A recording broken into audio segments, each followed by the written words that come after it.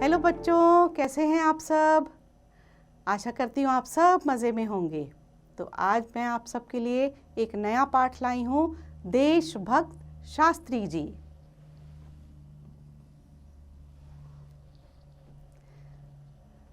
पाँच 6 साल का नन्हा बालक साथियों के साथ स्कूल से घर लौट रहा था। रास्ते में आम का एक बगीचा था।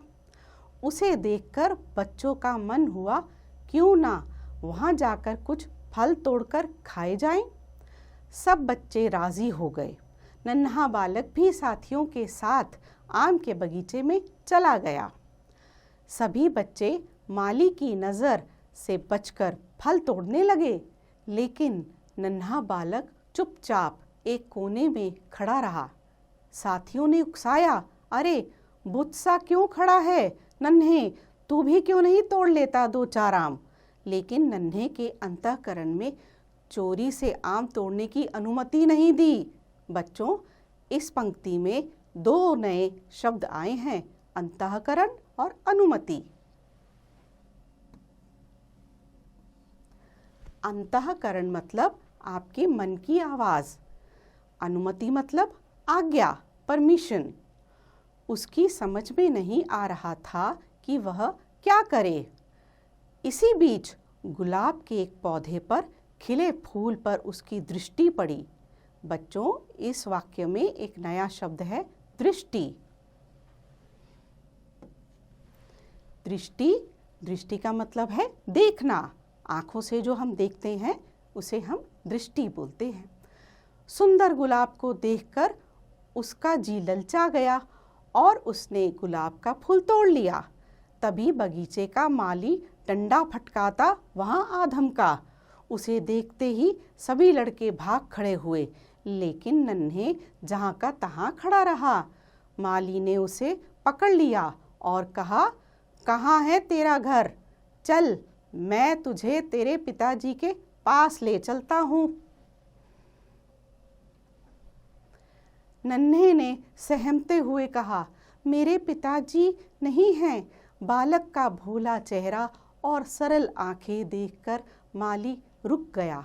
उसका गुस्सा पहले से कुछ कम हुआ और वह बोला, तुम्हें ऐसे काम नहीं करने चाहिए।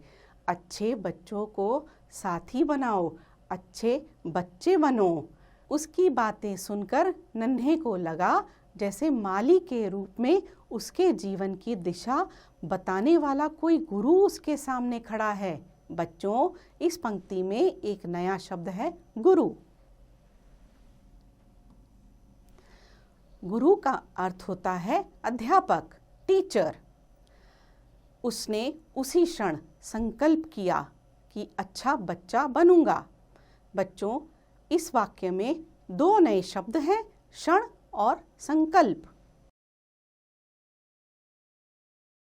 क्षण का अर्थ होता है उसी पल और संकल्प दृढ़ निश्चय करना। तो आगे है, बच्चों, यह नन्हे और कोई नहीं बल्कि लाल बहादुर शास्त्री थे। लाल बहादुर शास्त्री जी के लिए देश प्रेम सबसे बड़ा धर्म था।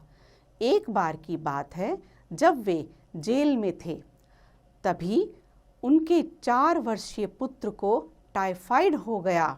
बच्चों, इस पंक्ति में एक नया शब्द है, टाइफाइड। यह एक बीमारी का नाम है। बच्चों, जेल के अधिकारियों ने कहा कि यदि शास्त्री जी यह लिखकर दें कि जेल के बाहर वे आंदोलनकारी गतिविधियों से दूर रहेंगे, तो पेरोल पर छोड़े जा सकते हैं। बच्चों, इस पंक्ति में एक नया शब्द आया है, फिर से, पेरोल। बच्चों, पेरोल का अर्थ होता है कुछ समय अवधि के लिए जब किसी व्यक्ति को जेल से छोड़ा जाए। लेकिन देशभक्त शास्त्री जी यह शर्त कैसे स्वीकार कर सकते थे? हालांकि बाद में बिना शर्त 1 सप्ताह के लिए उन्हें छोड़ दिया गया। 1 सप्ताह बीत गया, पर पुत्र की हालत में कोई सुधार नहीं हुआ। शास्त्री जी के पुनः जेल जाने का समय आ गया।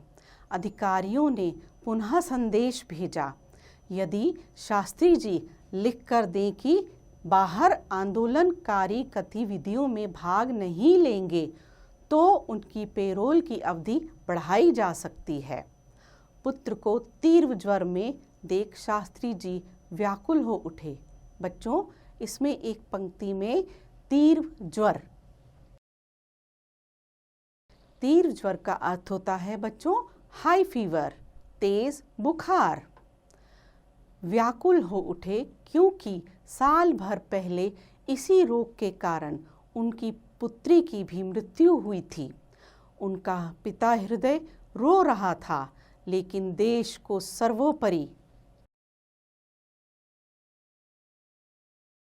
मानने वाले शास्त्री जी के लिए अंग्रेज अधिकारियों की शर्त मानना आदर्शों तथा स्वाभिमान के विपरीत था। उनके लिए देश परिवार से बढ़कर था। अतः उन्होंने अपने हृदय की कोमल भावनाओं पर नियंत्रण किया और परिवारजनों पर पुत्र की देखभाल का दायित्व सौंपकर भरे हृदय से पुनः जेल चले गए। तो बच्चों, इसमें कुछ शब्द आए हैं नए, जो है नियंत्रण। नियंत्रण, नियंत्रण का अर्थ होता है कंट्रोल। अब दूसरा जो शब्द इस वाक्य में है दायित्व। दायित्व का अर्थ होता है रिस्पॉन्सिबिलिटी।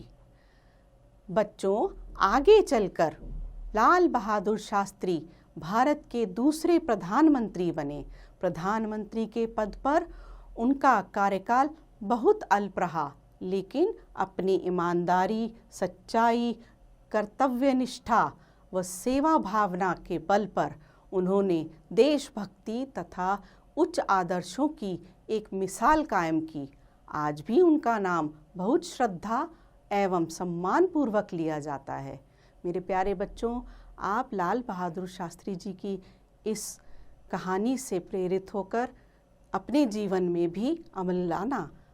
आशा करती हूँ आपको ये पाठ बहुत पसंद आया होगा। इसे स्वयं पढ़कर इस पाठ का आनंद लेना।